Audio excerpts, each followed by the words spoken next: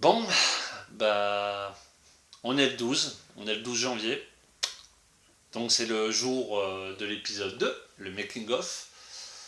Et bah, on est parti. Donc, avant de faire image par image, j'aimerais tout d'abord expliquer un petit parti pris qui a été abandonné après parce que je vais vous expliquer pourquoi maintenant, tant que j'ai en tête. Donc, le parti pris a été que, avec les artefacts magiques, donc dès qu'on voit les films, la magicienne et les incrustations des images et des noms des acteurs et actrices. Ce parti pris là, je l'ai enlevé après dans les autres épisodes, dans les 6 autres, tout simplement parce que euh, ça faisait trop vidéo cinéma.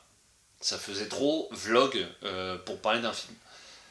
Et en plus, ça cassait l'immersion qu'on a dans la série, dans l'épisode. Donc c'est pour ça qu'après, il n'y est plus. Ça a été un mauvais choix, une mauvaise idée de ma part. Même si la magicienne, il y a la magie, donc ça aurait pu passer, mais voilà, c'est un peu compliqué. Donc j'ai décidé de l'enlever pour que ça me facilite de 1 le travail pour moi, et aussi pour que ça soit moins cassage du quatrième mur. Donc voilà, déjà il y a cette information qui est importante. Donc comme je viens de le dire, il y a donc les artefacts correspondent aux 7 films, des 7 meilleures adaptations. Donc de l'épisode 2 à l'épisode 8 sont dédiés au film.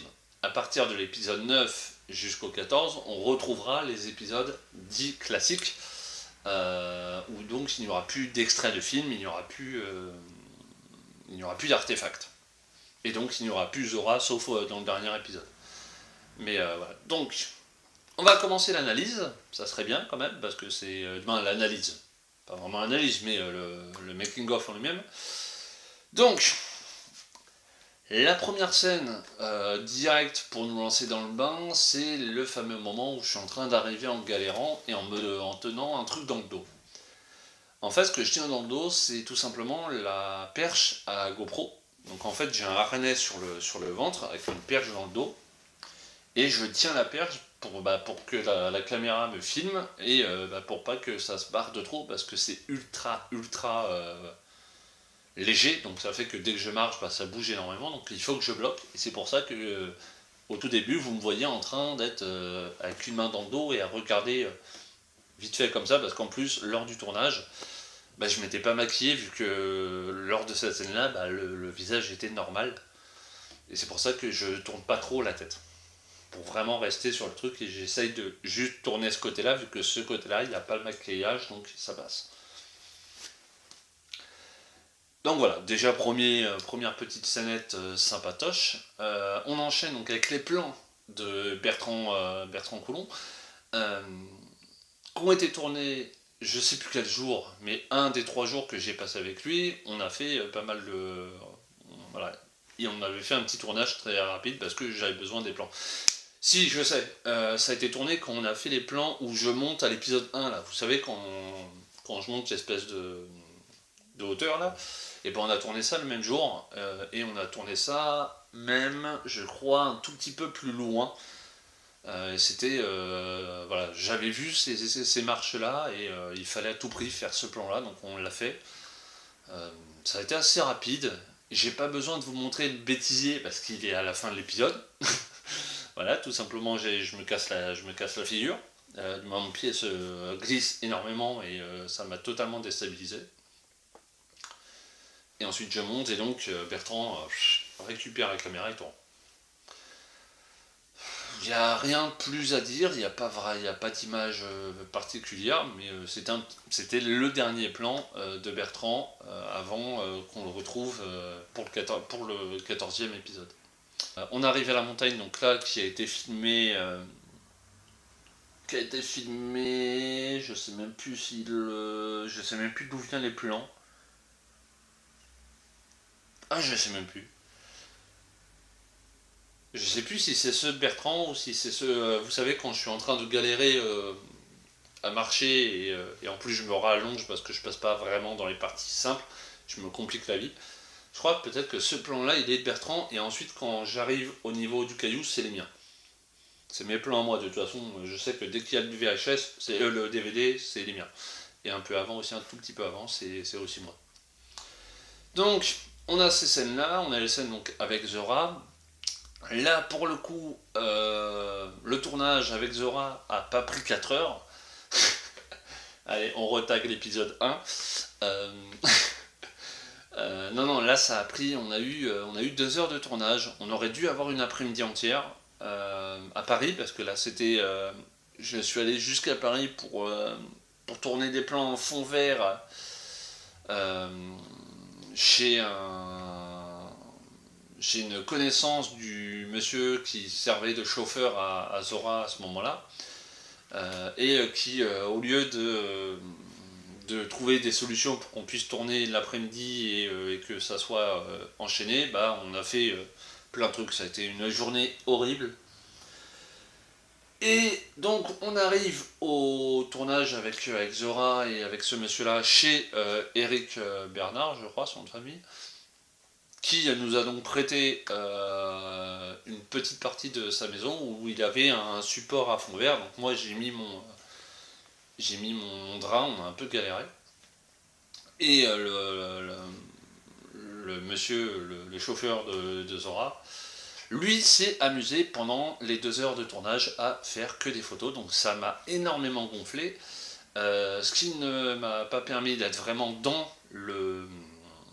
la réalisation de ce qu'on tournait avec Zora. Donc j'ai essayé de driver le mieux que je peux, en sachant qu'il faut bien prendre en compte que moi, tout ce domaine-là de direction d'actrice, de tout ce domaine du cinéma, je suis pas dedans initialement. J'y suis pour ce projet-là parce que ça me tient à cœur, parce que c'est mon projet. C'est mon projet, mais de base, je suis pas du tout je suis dans aucun milieu, quoi. Donc là, le fait de se lancer là-dessus, de vouloir faire les choses bien, et que derrière t'as un kéké qui prend des photos et qui des fois a même le flash, ça a été un peu compliqué. Donc on a tourné 2 heures pour l'épisode 2 et l'épisode 3, donc on reparlera du tournage dans une semaine. Je vous reparlerai de ce tournage-là dans une semaine, au cas où. Et donc voilà, on fait le tournage fond vert avec les éclairages. Alors là, pour le coup, il y avait le mien, mais je sais plus si on n'avait pas utilisé un de ceux de Eric. Je sais plus. Mais donc on fait le tournage, j'essaye d'oublier l'autre kéké là qui prend des photos et qui pourrit le truc. Et au lieu d'avoir l'après-midi, on a dû tout faire en max 2 heures parce que après la lumière était plus bonne moi j'étais déjà dans un état. La journée a été tellement catastrophique qu'il faut bien dire que j'étais à la fin de ma vie dans les nerfs et tout. C'était pas du tout un bon tournage pour moi. Donc on fait ça, on fait des passages avec Zora, j'essaye de les monter du mieux que je peux. Quand ça cut sec, c'est souvent parce que l'autre a dû faire des conneries. Donc c'est pour ça que des fois ça cut assez brusque. On enchaîne avec le petit moment où je parle un français normal, où je dis ah c'est pas cool, c'est pas cool. Et je vais le redire parce que je crois que je l'ai déjà dit dans le making of 1, mais je n'arrive pas à mémoriser un texte. N'ayant pas j'arrive pas je galère vraiment à apprendre un texte. Bizarrement, je connais celui des autres, mais je connais pas le mien. Et pourtant, le mien, j'ai 2-3 lignes que j'ai écrites sur certaines versions du script. J'ai écrit des lignes que moi je suis censé dire, et au final, lors du tournage, je les dis pas. Je dis des choses qui s'en rapprochent, mais je n'arrive pas à mémoriser vraiment le texte.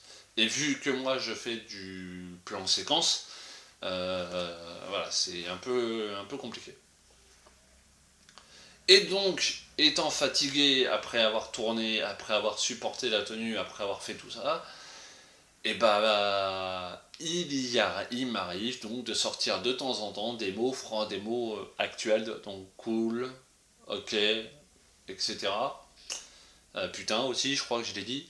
Alors pas dans l'épisode 2, mais je sais que je le dis dans un épisode plus tard ou plus tôt, je sais plus. Je sais que je le dis par contre.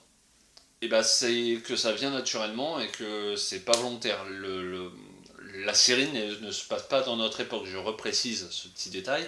La série ne se passe pas dans notre époque à nous, elle se passe dans le passé, mais sur une ambiguïté temporelle, on ne sait pas si c'est 1482, si c'est entre 1400 et 1800.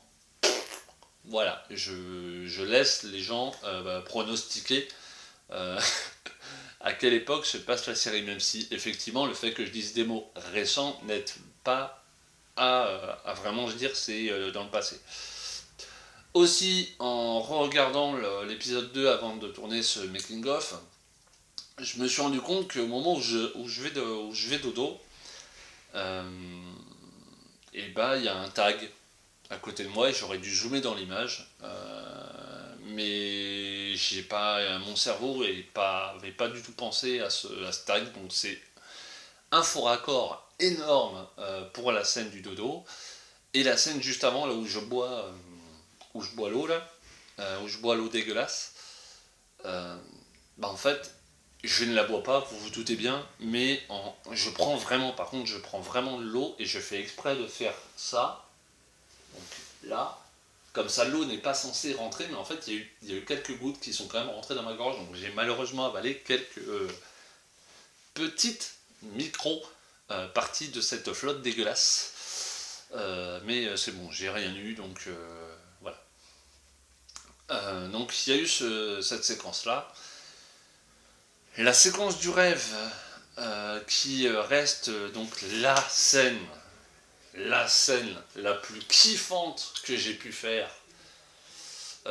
Tout simplement parce que je l'ai totalement fabriqué, ça c'est moi qui l'ai fait. La tombe était une vraie fausse tombe, c'est-à-dire que je me suis vraiment embêté à creuser une vraie tombe. Voilà, j'ai vraiment creusé. Alors j'ai pas creusé 1 mètre, hein, j'ai dû creuser 30 cm, juste assez pour mettre les morceaux de cadavre, les os, les os du cadavre, parce que j'ai acheté un faux squelette à Amazon tout gris que j'ai repeint en blanc. Et je me suis embêté à faire une vraie tombe et tout, et à mettre les squelettes, à mettre les os dedans. Alors qu'au final, dans le passage, on voit que le crâne. Je déterre que le crâne. Mais je me suis vraiment embêté à aller très loin dans ce plan-là. Et en plus, ce qui est amusant, pour ceux qui s'y connaissent un peu en fleurs, en botanique, c'est que les fleurs qui sont sur la tombe d'Esmeralda, c'est des fleurs de lys. J'ai voulu faire ce petit troll au personnage d'Esmeralda. Et aussi juste pour me faire marrer parce que il n'y a pas de fleurs Esmeralda, donc les seules fleurs qui avaient un lien avec Notre-Dame de Paris, c'est les fleurs de lys. Donc pour faire ce petit clin d'œil encore au roman, j'ai mis des fleurs de lys sur la tombe d'Esmeralda. Voilà, c'est un petit moment vraiment sympathique. Qui étaient donc des vraies fleurs, c'était pas des fleurs en plastique, c'était des vraies fleurs, des fleurs éphémères que j'avais achetées 2 jours avant environ, au jardinier qui est en bas de ma rue. Donc voilà, on a fait, j'ai tout planté, machin. Il y a eu des filles en plus qui m'ont arrêté lors de ce tournage-là. Je vous invite à regarder le bilan mensuel où j'en parle. Je vous le mettrai en description et il sera à la fin de la vidéo. Si vous voulez voir ce qui s'est passé avec le flic, voilà, avec les policiers et le monsieur qui a failli me foutre une patate. Parce que le maquillage voilà, apparemment je lui ai fait peur, bref, je vous invite à aller voir cette vidéo. Et donc il y a cette scène là où je me suis un peu trop impliqué dedans, c'était cool. La lettre de Marion, j'ai rien à dire dessus, hein, toujours magnifique, toujours nickel. Le passage, la voix off de Esmeralda, superbe, voilà. LFA Art, juste comme d'hab, magnifique. Je vois pas ce que j'ai d'autre à dire. Ah si, quand je pars à la fin, quand je me barre et que c'est la fin de l'épisode, il faut savoir que dans le script initial, il devait y avoir une scène qui mettait en valeur la magicienne, un tout petit peu, parce que je devais repartir par là où je suis venu, hein, parce qu'il n'y a pas d'autre chemin de l'autre côté. Et en fait, je devais ressortir, et on me voyait reprendre le chemin, et on voyait la magicienne de dos,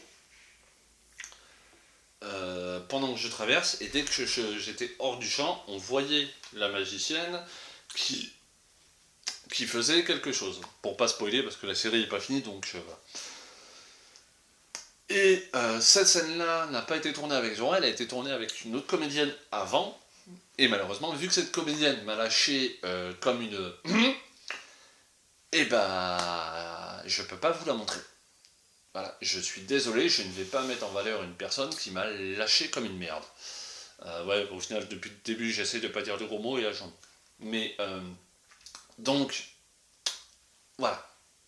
Donc, donc voilà, il n'y a pas trop d'autres choses à dire pour l'épisode 2. Donc, bah, je vais vous laisser là. Et je vous donne rendez-vous la semaine prochaine pour le making-of de l'épisode 3. Et là, il y a des belles, il y a eu des beaux plans, il y a eu des beaux lieux. Donc ça va être très très très très cool de vous en parler. Donc rendez-vous dans une semaine. Let's go.